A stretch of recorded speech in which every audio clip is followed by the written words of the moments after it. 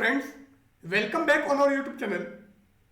Today in classical mechanics we will discuss about D'Alembert's principle. So in current lecture we will discuss about generalized Lagrange's equation of motion and D'Alembert's principle. So first of all, generalized Lagrange's equation of motion. Now, generalized Lagrange's equation of motion. Let the number of constraints for a motion of n particles be k, and it is given by gi, and gi is a function of rj dot and t, that is g is a function of position, velocity and time. So gi equals to 0. Here I equals to 1, 2, 3 up to k, that is I is running from 1 to k, and hi equals to dgi upon dt, that is differentiation of gi with respect to time, and it is for non-holonomic constraint, and also hi equals to d2gi upon dt2, and it is for holonomic constraint. So hi is given by this relation for non-holonomic constraint, and hi is given by this relation for holonomic constraint. The force of constraint on jth particle due to ith constraint is Fji is equal to lambda I del hi upon del rj double dot. Now, total force of constraint on jth particle is given by,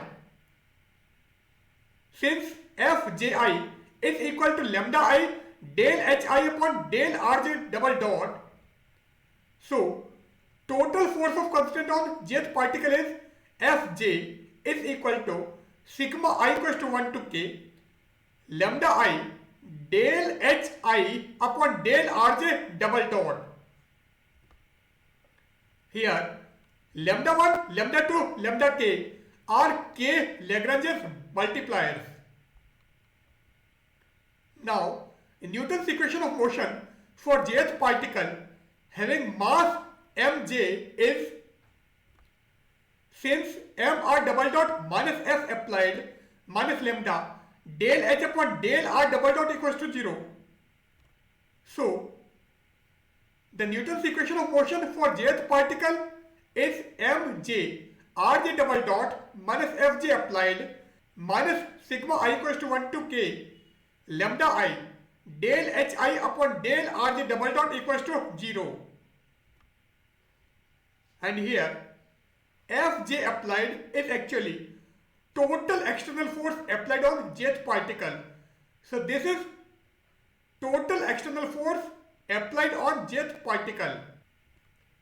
Since total number of equation is 3n plus k, here n is number of particle and k is constraint. So this gives the total number of equation.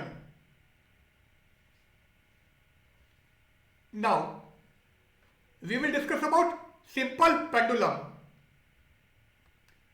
Let a simple pendulum oscillating in xz plane. So the harmonic constraints are g1 is equal to y equals to 0 and g2 equals to x square plus y square plus z square minus l square equals to 0.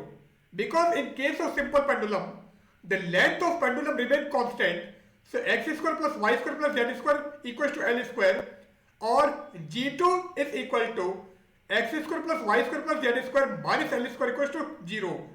So these are the constraints.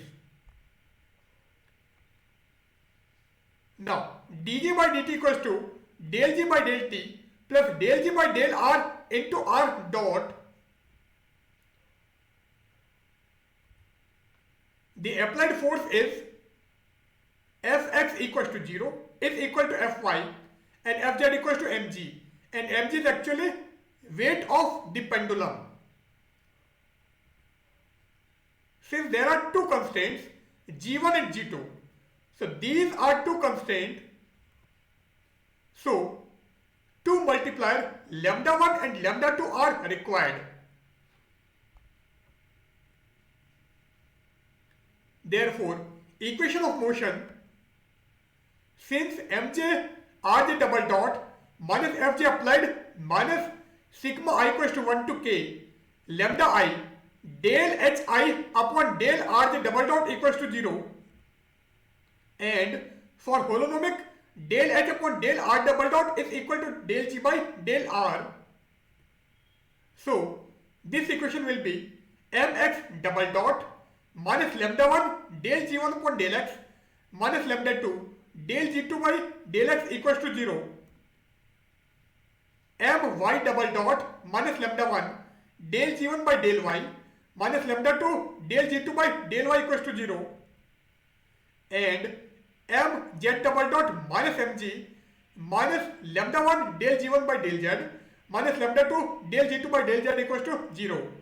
Because fx equals to 0, fy equals to 0, but fz equals to mg. So here we use mg in equation of motion for z direction, whereas in equation of motion for x and y direction we use fx equals to 0 and fy equals to 0.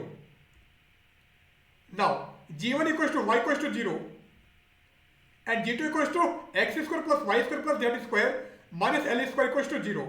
So del G1 by del x equals to 0, del G1 by del y equals to 1, and del G1 by del z equals to 0. Del G2 by del x equals to 2x, del G2 by del y equals to 2y, and del Z2 upon del z equals to 2z. So del G1 upon del x equals to 0, del G1 by del y equals to 1, del G1 upon del z equals to 0, del G2 by del x equals to 2x, del G2 by del y equals to 2y, and del G2 by del z equals to 2z. Now we substitute del G1 by del x equals to 0 and del G2 by del x equals to 2x. So this equation will be mx double dot minus twice lambda 2 x equals to 0. If we substitute del G1 upon del y equals to 1 and del G2 by del y equals to 2y, then this equation will be my double dot minus lambda 1 minus twice lambda 2 y equals to 0, and if we substitute del G1 by del z equals to 0 and del G2 by del z equals to 2z, then this equation will be mz double dot minus mg minus twice lambda 2z equals to 0. Now mx double dot minus twice lambda 2x equal to 0, my double dot minus lambda 1 minus twice lambda 2y equals to 0, and mz double dot minus mg minus twice lambda 2z equals to 0. Also x square plus y square plus z square minus L square equals to 0. It means z square equal to L square minus x square plus y square. So if we take common L square from these two expressions, so z square equal to L square into 1 minus x square plus y square upon L square. Now on taking square root on either side, z equals to L root of 1 minus x square plus y square upon L square.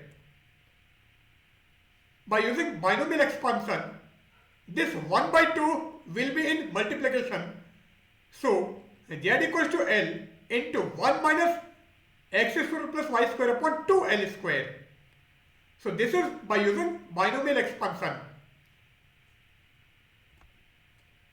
Since x square plus y square is very much less than L square, so this value will be very small in comparison to 1, so z will be nearly equal to L. So z will be equal to L, or z equals to L equals to constant because L is constant. Now, if we differentiate z, then z dot will be 0 and also z double dot will be 0. Now, if we substitute z equals to L here and z double dot equals to 0, then mg plus twice lambda to L equals to 0. And from this equation, lambda 2 equals to minus mg upon twice L. Also, my double dot minus lambda 1 minus twice lambda 2 y equals to 0. Since at every instant y equals to 0, it means y double dot will be 0. Now, if we substitute y equals to 0 and y double dot equals to 0, then lambda 1 equals to 0. Since y dot is equal to y double dot equals to 0, so on substituting y double dot 0 and y equals to 0, we get lambda 1 equals to 0. Another equation is mx double dot minus twice lambda 2x equals to 0. And since lambda 2 equals to minus mg upon 2l, so if we substitute lambda 2 is equal to minus mg upon twice l here, then mx double dot minus twice x into minus mg upon twice l equals to 0. So this 2 and this 2 will be cancelled out. So mx double dot plus mgx equals to 0.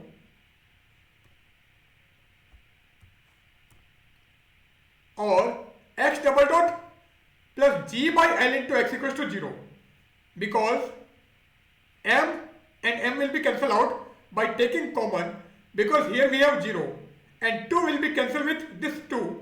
So x double dot plus g by l into x equals to 0, which we get here.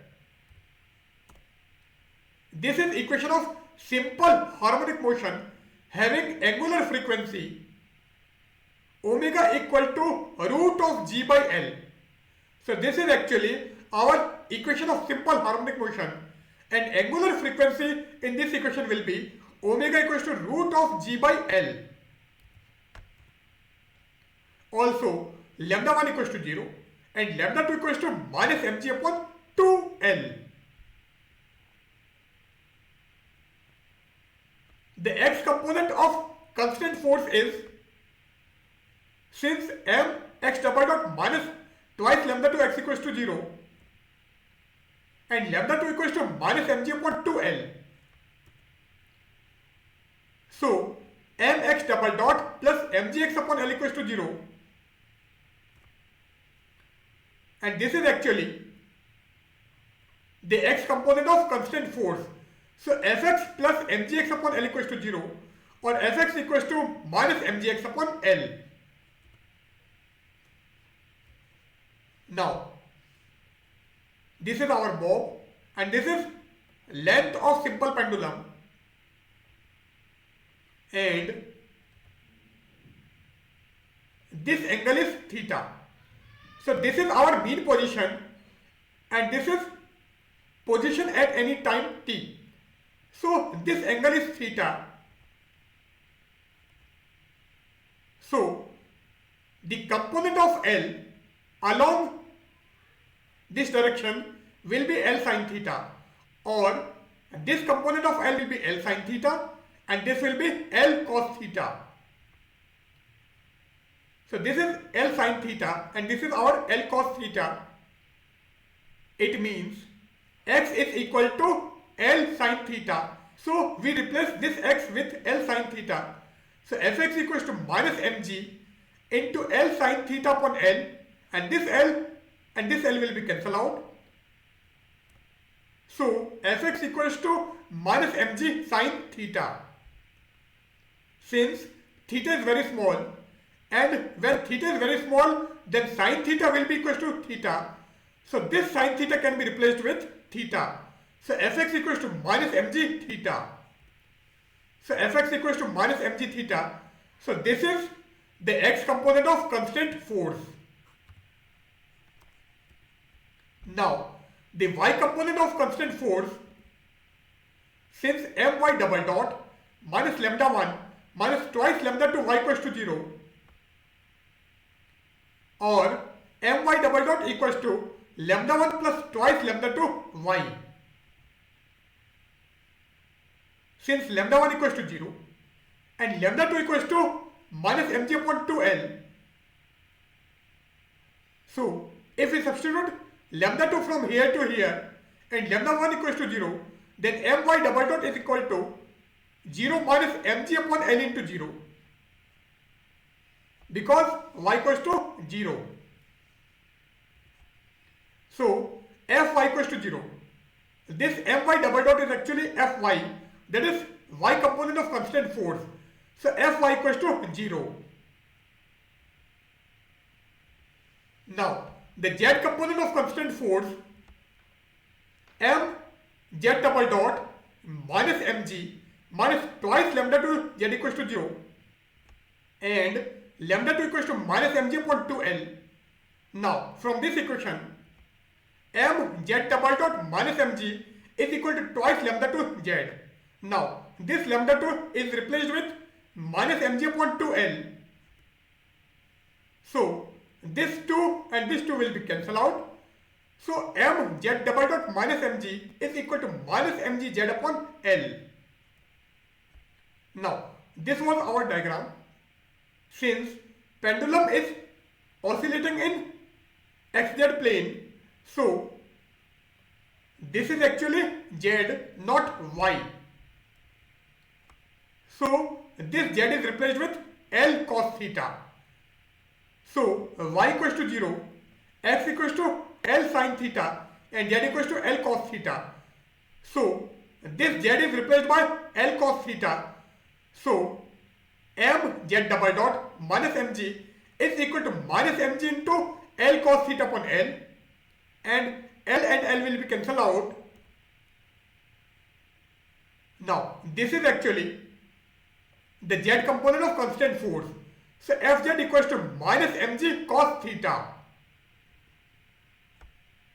Now if theta is very small, then cos theta equals to 1. So this cos theta is replaced by 1. So Fz equals to minus mg. It means z component of constant force will be weight of the pendulum. Now Fx equals to minus mg theta, Fy equals to 0 and Fz equals to minus mg.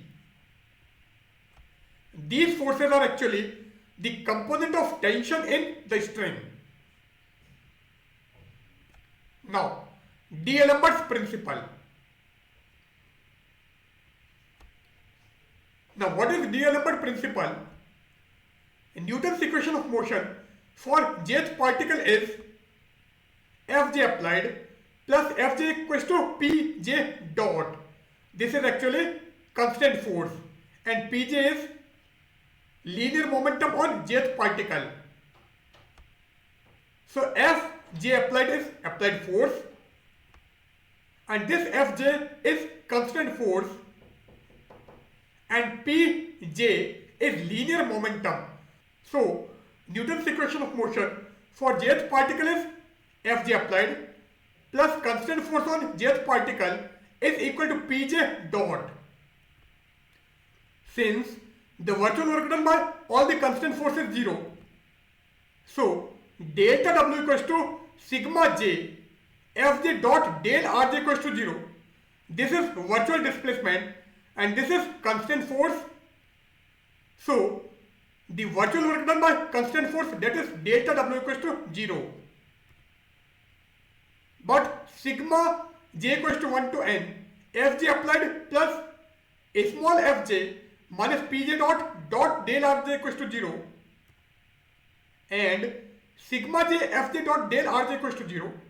So if we substitute Fj dot del Rj equals to 0, then sigma j equals to 1 to n, Fj applied minus Pj dot del Rj equals to 0.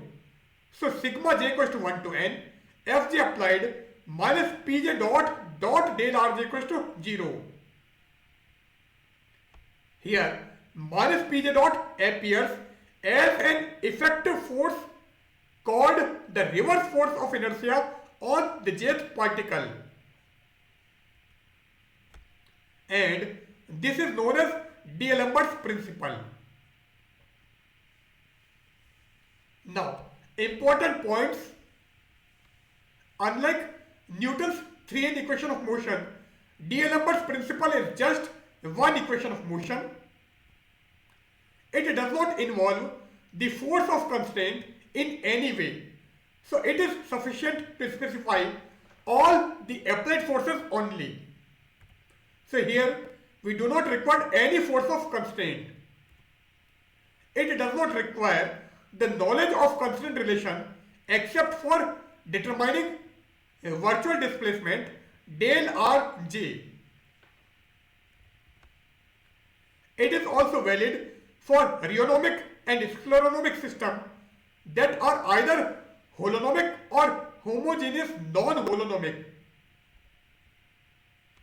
All the system for which D'Alembert principle is valid is called D'Alembertian system. D'Alembert's principle gives a complete solution to the problem of mechanics. D'Alembert principle is more elementary than the variational principle because it requires no integration with respect to time. However, the disadvantage is that the virtual work of the inertial force is polygenic, and this is not reducible to a single scalar function. So it does not suitable for curvilinear coordinates. Now we end our session. In today's session we have discussed about generalized Lagrange's equation of motion and D'Alembert principle. So goodbye.